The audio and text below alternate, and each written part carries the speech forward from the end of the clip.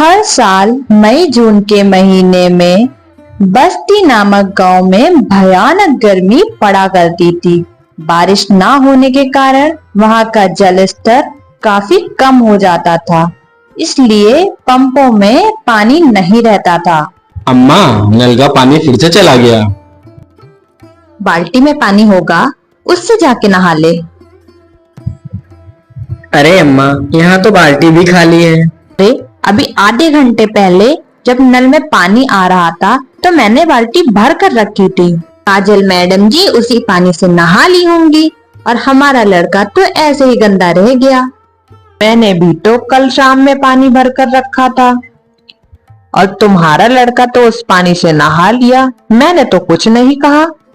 और हमारी लड़की ने नहा लिया तो बहुत बड़ी आफत आ गई है। जैसे अपनी महारानी लड़की जी से कहो नल से खुद पानी निकाल कर रखा करे नहाने के लिए, वरना लगाऊंगी 2-4 थप्पड़, आ जाएगी अकल ठिकाने। अच्छा, मार के दिखाना, जैसे मेरे पास तो हाथ है नहीं। काजल अपनी नानी के साथ अपने मामा के घर में रहा करती थी। उसके माता और पिता की मृत्यु हो गई। काजल की उसकी मामी से बिल्कुल नहीं बनती थी। उसकी मामी हमेशा यही सोचती थी कि वो यहाँ से चली जाए।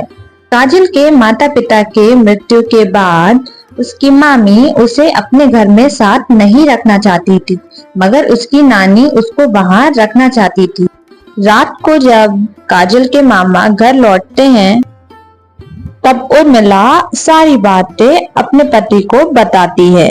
आज तो आपकी भांजी मुझसे लड़ने को तैयार हो गई थी। मैंने उससे बस इतना ही कहा था कि कुएं से पानी आज तू निकाल ले, बस महारानी जी चिढ़ गई और लड़ने लगी। वो तो ये कहो राजू घर पे था, उसने कुएं से पानी निकाल कर मुझे दिया। माँ ने कुछ नहीं कहा। वो तो बस काजल की ही तरफदारी करती हैं, उन्हें मैं कहाँ अच्छी लगूंगी। वो तो कहिए कि राजू घर पे था, उसने मुझे इस तरह उर्मिला झूठ बोलकर अपने पति को गुस्सा दिला देती है। रामलाल गुस्से में अपनी माँ के कमरे में जाता है और अपनी माँ और भांजी के कपड़े सारे फेंक देता है बाहर। मामा, आप हमें घर से क्यों बाहर निकाल रहे हैं? तुम लोग यहाँ से बाहर निकलो और जहाँ जाना है वहाँ जाओ। काजल और उसकी नानी सरपंच जी के पास अपने बेटे रामलाल की शिकायत करने पहुंच जाती हैं, लेकिन वे वहां जाते ही देखती हैं कि सरपंच जी को उसकी बहू ने पहले से ही रिश्वत देके अपने पक्ष में करवा लिया है। रामलाल और उर्मिला और उनका बेटा उन्हें धक्के मारकर घर से बाहर निकाल देते हैं। नानी, अब हम कहाँ जाएंगे? काजल बेटा, मैं तेरी मौसी यानी कि अपनी छोटी बेटी के घर चलते हैं। वो हमें जरूर मदद करेगी, हमें ऐसी हालत में देखेगी तो जरूर हमारा सहारा बनेगी। भरी दोपहरी में काजल की नानी धूप में चलते चलते गर्मी के कारण बेहोश हो जाती है। काजल इधर उधर पानी खोजने के लिए चली जाती है, लेकिन उसे कहीं भी पानी नहीं मिलता। आसपास सब का सब सूखा ही पड़ा था। वह कोशिश करती है कि उसे शायद ही कहीं पानी मिल जाए, लेकिन नहीं, उसे पानी तो कहीं दूर दूर तक नजर ही नहीं आ रहा था। लेकिन उसने हार नहीं मानी, वह और आगे बढ़ती चली गई जब तक उसे पानी का कोई स्रोत न दिखे। वह आगे गई तब उसने देखा उसे एक कुआं दिखा। वह जल्दी से कुएं के पास पहुंच गई और जब कुएं में उसने झांक कर देखा तो उसमें तो पानी ही नहीं था, वह कुआं सूखा था। हार मानकर काजल अपनी नानी के पास आकर खड़ी हो गई। वह इंतजार में थी कि कोई राहगीर उसकी मदद करे। तभी एक लड़का वहां से गुजर रहा था। उसने जल्दी से जाकर उससे पूछा, सुनो, मेरी माँ को अस्पताल पहुंचा दो और बदले में तुम मुझसे ढेर सारा सोना ले लेना। देर बाद वो नौजवान काजल और उसकी नानी को हॉस्पिटल पर छोड़ ही देता है। अस्पताल में काजल की नानी का कुछ दिनों तक इलाज चलता रहता है और उसकी नानी ठीक हो जाती है। नानी जी, अब हमें मौसी के घर जाकर उन पर बोझ बनने की जरूरत नहीं है। हमारे पास एक जादुई कुआं है जिससे हीरे निकलते हैं। हम उन हीरो को बेचकर अपना गुजारा कर लिया करेंगे। काजल जल्दी से जाकर उस कुएं से हीरे निकालना शुरू कर देती है। अपनी जरूरत के मुताबिक उस कुएं से हीरे निकालती रहती है और उसे एक जगह इकट्ठा कर कर रख लेती है। उसके बाद काजल शहर में जाती है बाजार और वहां जाकर हीरो को बेच देती है और उसी हिसाब से पैसे अपने साथ ले आती है।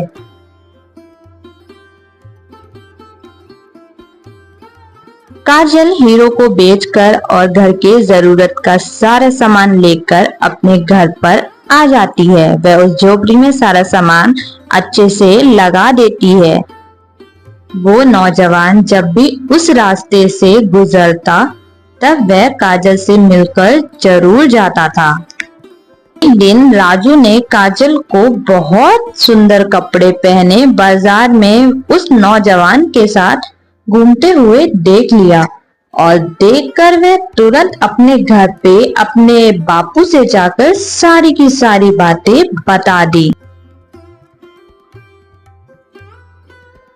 जब वो लोग गांव के बाहर झोपड़ी में रह रहे हैं तो उनके पास इतने पैसे कहां से आए?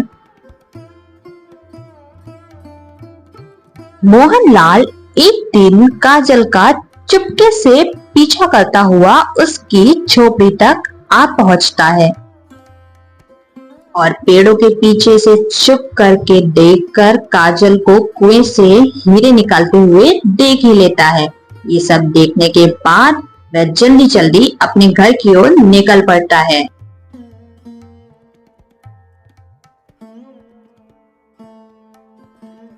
अरे, ये बैलगाड़ी से आप कहाँ जा रहे हैं? जरा मुझे तो बता दीजिए।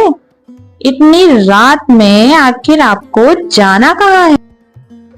काजल की झोपड़ी के पास एक कुआं है जिसमें से हीरे निकलते हैं। आज रात हम बैलगाड़ी तैयार करके वहां जाएंगे और वहां से उस कुएं का सारा हीरा ले आएंगे। रात में रामलाल और उसकी पत्नी और बेटा काजल की झोपड़ी के पास चले जाते हैं। जब वो तीनों वहां पहुंचते हैं तब उन दोनों को सोता हुआ पाकर जल्दी जल्दी कुएं में खुदाई करना शुरू कर देते हैं। कुएं में पड़ा हुआ सारा का सारा हीरा निकाल लेते हैं और जल्दी जल्दी अपने बग्गी में लेते हैं। तुम और कुछ लाई हो हीरे भरने के लिए? अरे अब बस करिए, इतने हीरो का क्या करेंगे आप? इतने बहुत हैं। वैसे भी इतने भरने में तो आफत आ गई है। बस अब घर चलिए। रामलाल का परिवार बैलगाड़ी पर हीरो का भार रख कर अपने घर की ओर निकल पड़ता है।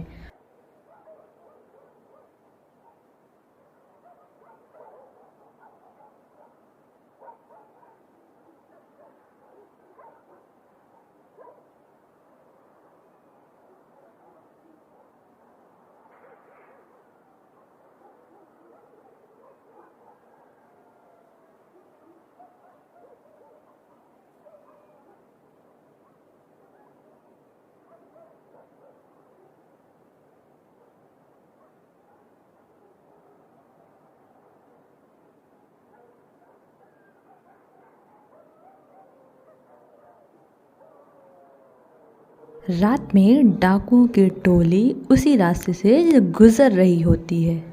उन डाकुओं की नज़र मोहनलाल के परिवार के ऊपर पड़ती है और वह उनके परिवार को मारकर उनका चुराया हुआ सोना वो चुरा कर ले जाते हैं।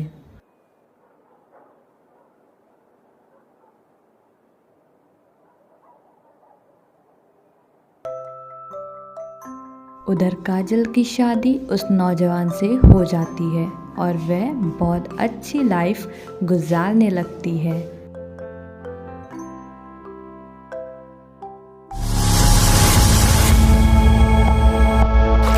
ये कहानी है एक गरीब धोबी की, जो एक छोटे से गांव में अपना धोबीगिरी का काम किया करता था। धोबी के घर के हालात दिन ब दिन बिगड़ते जा रहे थे। घर में जो भी राशन था वो भी खत्म होता जा रहा था। फिर ऐसे ही एक दिन धोबी ने अपनी पत्नी से कहा, अब मुझे और यहाँ नहीं रहना। यहाँ तो ना कोई कमाई हो पा रही है, ना कोई काम मिलता है। अरे पड़ोस का गांव बहुत बड़ा है, अब मैं वहाँ जाकर अपना धोबीगिरी का काम करूँगा। कुछ दिन घर से दूर रह लूँगा, कम से कम घर का खर्चा चलाने लायक कुछ कमाई तो हो जाएगी। क्यों जी, वहाँ के लोगों के कपड़े अभी तक किसी ने धोए नहीं क्या, कि आपको वहाँ जाकर ही धोबीगिरी करनी है? अरे अपनी जन्मभूमि में रहकर 2 सिक्के कमाए नहीं जाते तुमसे कि चले पराए गाँव कमाने के लिए। फिर अगले दिन सुबह चुपचाप धोबी अपने घर से निकला और दूसरे गांव की तरफ चल दिया। दोपहर होने तक वो पड़ोस के गांव में पहुंच गया। हारा थका जब धोबी वहां पड़ोस के गांव में पहुंचा तो वो हैरान रह गया ये देखकर कि उससे पहले ही वहां पर बहुत सारे धोबी हैं जो अपना काम काज कर रहे हैं। अरे यहाँ तो इतने सारे धोबी मुझसे पहले ही अपनी दुकान लगाए बैठे हैं। ऐसे मुझ अनजान धोबी के पास ग्राहक कैसे आएंगे? लगता है इस गांव से भी खाली हाथ ही लौटना पड़ेगा वापस।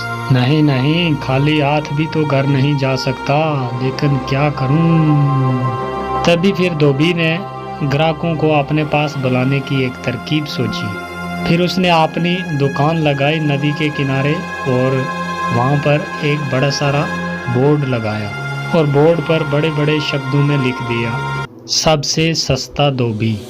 यहाँ हमारे कपड़े धोने के साथ साथ इस्त्री मुफ्त में की जाती है। और लोगों ने जब ये चीज़ देखी तो उन्हें कुछ नया देखने को मिला। अरे वाह, कपड़े धुलाई के साथ इस्त्री मुफ्त। अरे भाई ये लो, मेरे कपड़े ज़रा अच्छे तरीके से धो देना और साथ में अच्छी से इस्त्री भी कर देना। हाँ हाँ सेठ जी, अभी किए देता हूँ। फिर धोबी ने अच्छे तरीके से कपड़े धोकर इस्त्री करके सेठ को दे दिए। ये लीजिए, अब आपके कपड़े एकदम नए जैसे बन गए हैं। अरे भाई वाह, ये तो कमाल हो गया, सच में ये तो बिल्कुल नए जैसे लगते हैं। ऐसे ही फिर दूसरा ग्राहक आया, फिर तीसरा। उसने फिर बहुत मेहनत से काम किया। कुछ ही दिनों में उसने 5 सोने के सिक्के जमा कर लिए। आज तो मैंने बहुत सारे पैसे कमा लिए।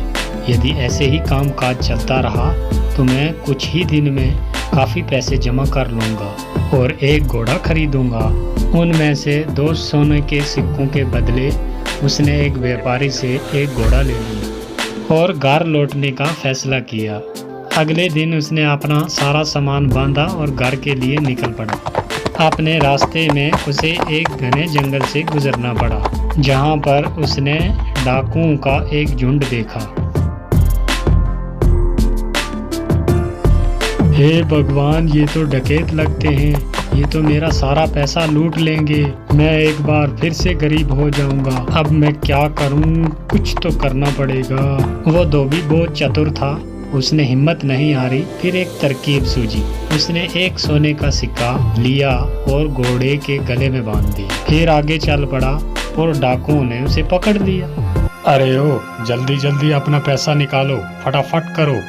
देखो, मैं एक गरीब धोबी हूँ, इस घोड़े के सिवा मेरे पास कुछ नहीं है, कृपया मुझे जाने दो डाकू भाई।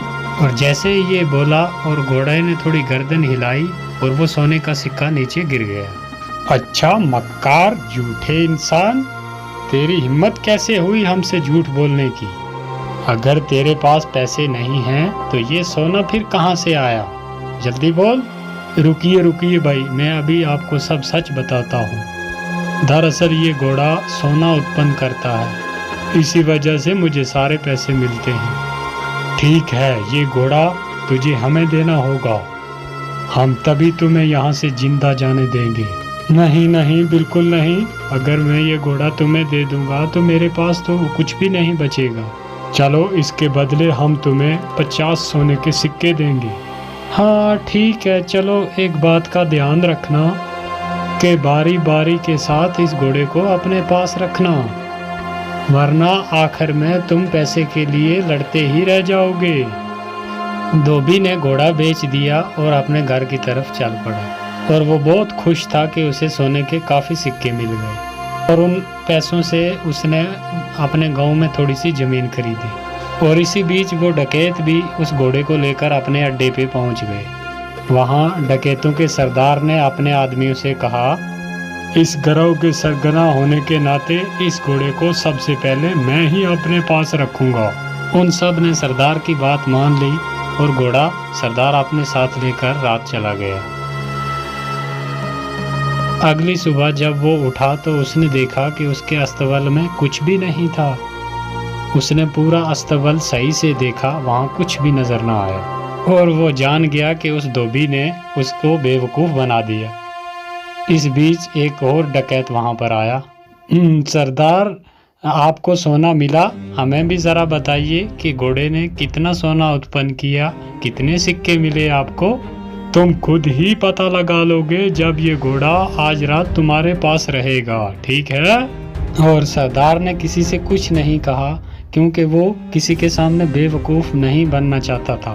फिर एक एक करके सभी डकैतों ने घोड़े को अपने पास रखा, पर उसमें से किसी को कुछ भी नहीं मिला और वो सब समझ गए कि उन्हें उस धोबी ने बेवकूफ़ बनाया है। अरे दोस्तों, उस धोबी ने हमें बेवकूफ़ बनाया है, अब हम उसे सबक सिखाएंगे।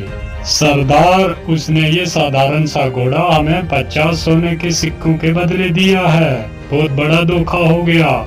हम उससे अपना पैसा वापस लेंगे सारा और हमें धोखा देने की जरूरत की सजा देंगे उसको। हाँ चलो चलो। फिर वो सब उस धोबी की घर की तरफ निकल पड़े और धोबी ने उन सब को अपने घर की तरफ आते हुए देख लिया। फिर धोबी अपने घर गया जल्दी जल्दी और अपनी पत्नी से बोला, मेरी बात ध्यान से सुनो, अभी डकैतों का झुंड एक यहाँ पर आएगा। जब वो मेरे बारे में पूछे तो उनसे कहना कि मैं घर पे नहीं हूँ, खेतों में काम कर रहा हूँ। ये बोलकर वो अपने घर के पीछे छुप गया।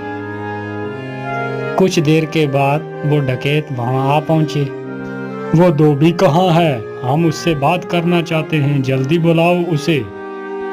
वो तो अपने खेत में गए हुए हैं काम करने के लिए। रुको, मैं अपनी बकरी को भेजती हूँ उन्हें बुलाने के लिए। शीली, जरा जाओ तो अपने मालिक को बुला कर लाओ, उसे बोलो कि घर पे कोई आया हुआ है, तुमसे बात करना चाहता है। ये सब क्या है? क्या सचमुच ये बकरी तुम्हारे पति को यहाँ ले आएगी? जरूर, ये हर बात समझती है। मुझे जब भी बुलावा भेजना होता है तो मैं इसे ही भेजती हूँ और ये फौरन बुला कर ले आती है। डकैत धोबी की पत्नी से बात कर रहे थे, तभी वहाँ पर धोबी आन पहुँचा। ओह डकैत भाई, आप आए हैं। मेरी बकरी ने मुझे बताया कि आप मुझसे कोई बात करना चाहते हैं। हमें तुम्हारे इस घोड़े से कुछ नहीं मिला, तुमने हमें धोखा दिया। हमने तुम्हें इसके बदले 50 सोने के सिक्के दिए थे। अरे भाई, ये कैसी बात कर रहे हो? लगता है आपको कोई गलतफहमी हुई है। आज जो कुछ भी मेरे पास है सब इस घोड़े की बदौलत ही है। अच्छा चलो ठीक है, हम एक बार आप पर फिर विश्वास कर लेते हैं, पर उसके बदले तुम्हें ये बकरी हमें बेचनी होगी। अरे नहीं, बिल्कुल नहीं, मैं इस बकरी को तुम्हें बिल्कुल नहीं बेच सकता। अरे चलो, हम तुम्हें इसके लिए 30 सोने के सिक्के देंगे। थोड़ा इनकार करने के बाद धोबी सहमत हो गया बकरी बेचने के लिए और वो लेकर जब उस बकरी को अपने अड्डे पर पहुंचे और उनके सरदार ने कहा कि कुछ दिन इस बकरी को सबसे पहले मैं ही अपने पास रखता हूँ, मुझे जब भी आप में से किसी की ज़रूरत पड़ेगी तो मैं इस बकरी को बेचकर बुला लूँगा। सरदार ने जब ये बात बोली तो सारे अपने अपने अड्डे पे चले गए और तभी वहाँ सरदार ने अपने बेटे को बुलाया। बेटा साहब, मैं काम पे जा रहा हूँ, अगर मेरी ज़रूरत पड़ी तो इस बकरी को भेज देना, मुझे ये बुलाकर ले आएगी। ठीक है पिताजी, जैसे आप बोले। फिर कुछ देर बाद एक डकैत को अपने सरदार से कुछ काम आन पड़ा, तो उसने बोला कि ज़रा सरदार को बुलाओ, और लड़के ने उस बकरी को बेच दिया। और सरदार के बेटे ने उस बकरी को अपने पिता को बुलाने के लिए भेज दिया, और वो बकरी वहाँ से निकली और बजाय सरदार के पास पहुँचने के सीधा धोबी के घर पे आ गई। जब सरदार घर वापस आया तो उसने देखा कि वहाँ पर बकरी तो है ही नहीं, और वो ये बात जान गया कि बकरी जरूर अपने मालिक के पास गई होगी, और वो फिर अकेला उस धोबी के घर गया। सुनो, क्या वो बकरी तुम्हारे पास आई हुई है? हाँ, वो यहाँ आई हुई है। मेरे ख्याल से उसे जरूर मेरी याद आ रही होगी, तो मैं समझता हूँ कि कुछ दिन बाद ये आपको अपना मालिक स्वीकार कर लेगी। आप उसे थोड़ा सा समय दीजिए, अंत में ये आपको ही अपना मालिक मानेगी।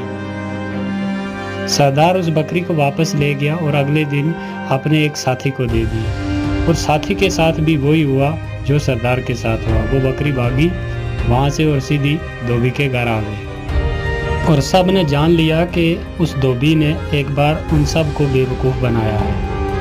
इस बार हम बेवकूफ़ नहीं बनेंगे, इस बार मैं इस धोबी को सबक सिखाऊंगा अच्छे से। इस बार सारे डकैत जो थे वो फिर धोबी के घर पहुंचे, और उन्होंने धोबी की एक ना मानी और उसे एक बोरे में बंद किया और लेकर चल दिए उसे सबक सिखाने के लिए।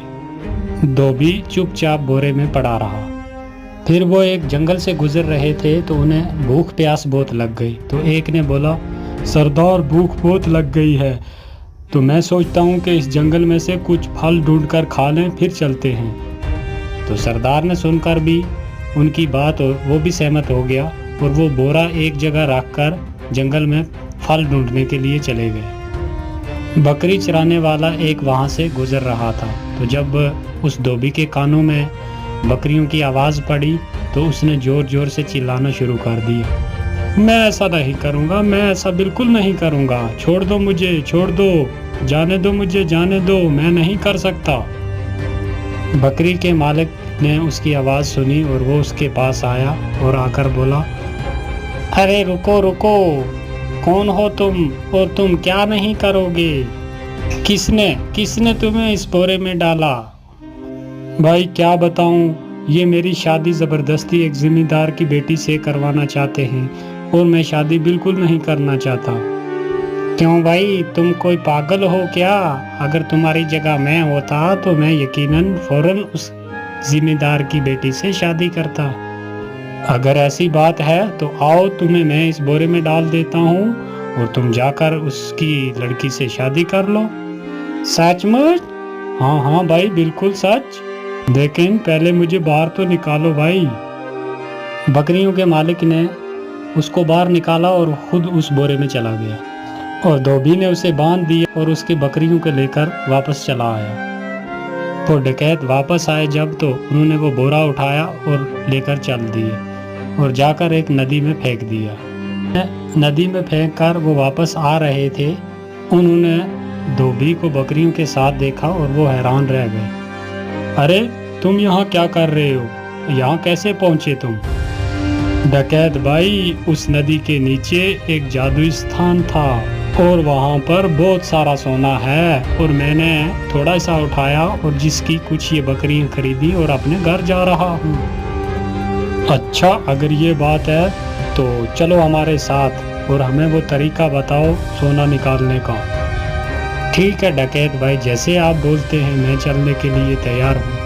फिर वो जब नदी के पास पहुँचे तो उस धोबी ने उनसे कहा, देखो भाई, गलती कोई भी मत करना। एक आदमी इसमें छलांग लगाएगा, जब वो हाथ हिलाएगा तो उसके बाद दूसरा, फिर तीसरा, ऐसे तुम सब जाना और एक बार सारा सोना इकट्ठा करके लेके बाहर आ जाना। फिर उन्होंने ऐसा ही किया, बारी बारी से एक एक नदी में कूदा और सब के सब डूबते मर गए, और वो धोबी अपने घर आराम से रहने लगा। और एक बार फिर धोबी ने अपनी चतुराई से अपनी जान बचा ली।